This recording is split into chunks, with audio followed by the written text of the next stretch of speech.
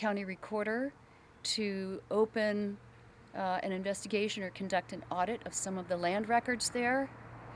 I can tell you that I actually have audited a property just down the street that was once owned by Randy Quaid and his wife. Wow. And their documents were forged. Whose documents were forged? Yeah, The county's or Quaid's? Randy Quaid's. They were. In it, so one day he woke up and realized the property was no longer his. He didn't sell it, but his name is forged on the deed. His name was forged on the deed? Yes. So he's telling the truth And when he Evie's as said well. someone stole his home? Yeah, he is.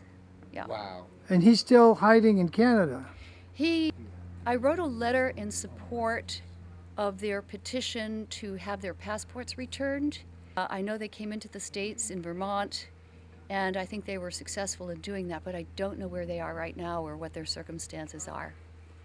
So they were telling the truth when they said they had been bamboozled out of their property and they hadn't done anything wrong.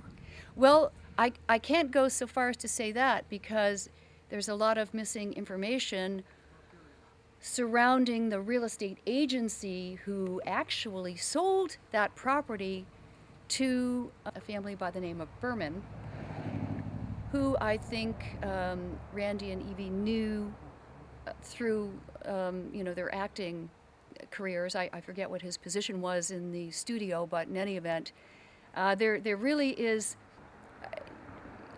If I had been involved in their case back, I'd have to go probably about 10 years ago, because now you can't find the documents, the parties and so forth.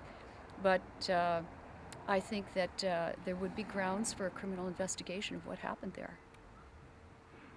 Who would be the prime criminal suspect in that investigation? The real estate agency that had Mr. McQuaid sign documents? He didn't sign documents. That's the issue. Oh, he never did? No, he never did.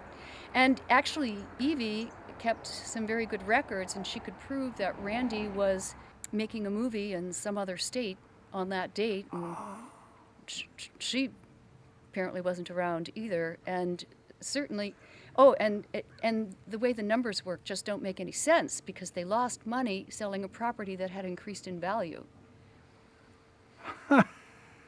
And no investigation by the Santa Barbara District Attorney's Office was ever made, as far as you know? As far as I know, no. And I don't think that they really knew for some years what had actually happened because they traveled around a lot. I think this was during a time when Randy was very busy with his acting career. I think they had other property as well, so they might not have actually come here or known what was going on. What was going on. Interesting. Very interesting.